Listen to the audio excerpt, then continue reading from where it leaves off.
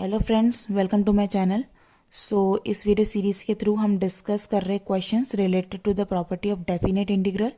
हमारा आज का क्वेश्चन है इंटीग्रेशन 0 से 4 pi mod cos x d x.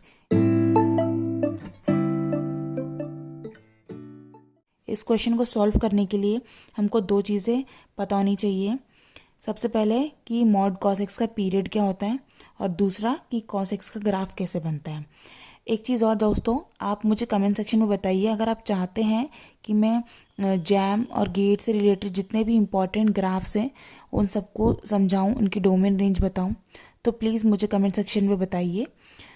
Okay, हमको ये दो चीज़ें पता होनी चाहिए।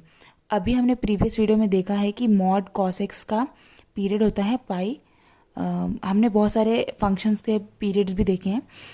हमको पता है कि मॉड कॉस एक्स का पीरियड होता है पाई। अब हम कॉस एक्स के ग्राफ के बारे में अगर बात करें तो कॉस एक्स का ग्राफ कुछ ऐसा होता है। हमको पता है कि कॉस एक्स का ग्राफ 1 और -1 के बीच में लाई करता है।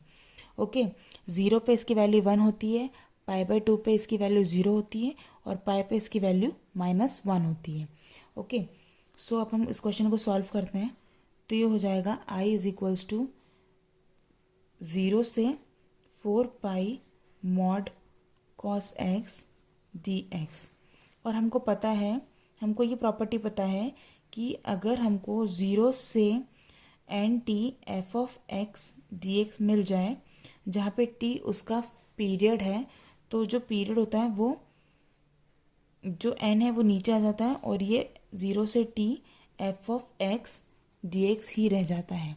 ठीक है, तो यहाँ पे हमको पता है कि कॉस एक्स का मॉड कॉस एक्स का पीरियड होता है पाई।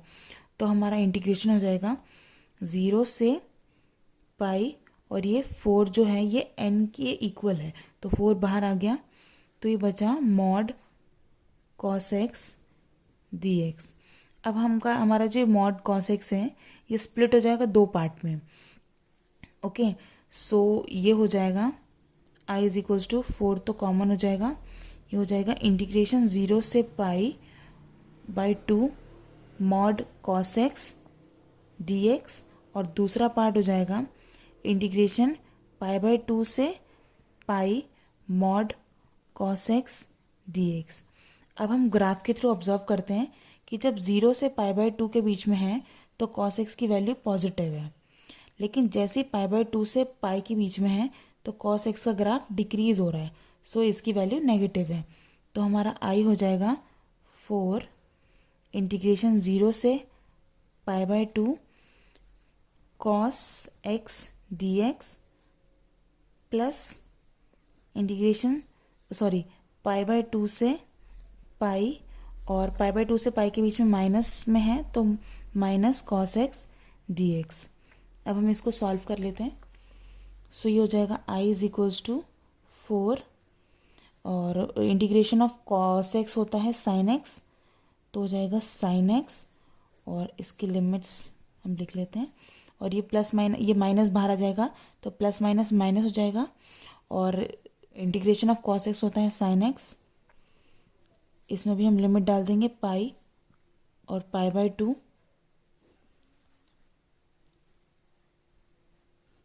आई हो जाएगा 4, हम लिमिट डालते हैं साइन पाई/2 minus sine 0 minus sine pi minus sine पाई/2।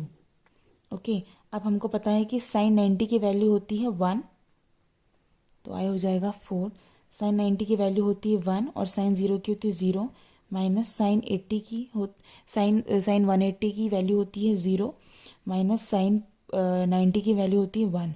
जब हम इसको पूरा करेंगे तो ये हो जाएगा 1 माइनस 0 1 माइनस -1, यानी कि 1 + 1 2, यानी कि 4 × 2 8, तो इसका आंसर होगा 8।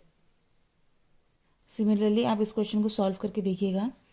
i is equals to integration 0 से 4 pi mod sine x d x. इस क्वेश्चन को करने के लिए भी दो चीज़ें ध्यान रखनी होगी, एक तो मॉड साइन एक्स का पीरियड क्या होता है, और दूसरा कि मॉड साइन एक्स का या फिर सिर्फ साइन एक्स का ग्राफ कैसा होता है।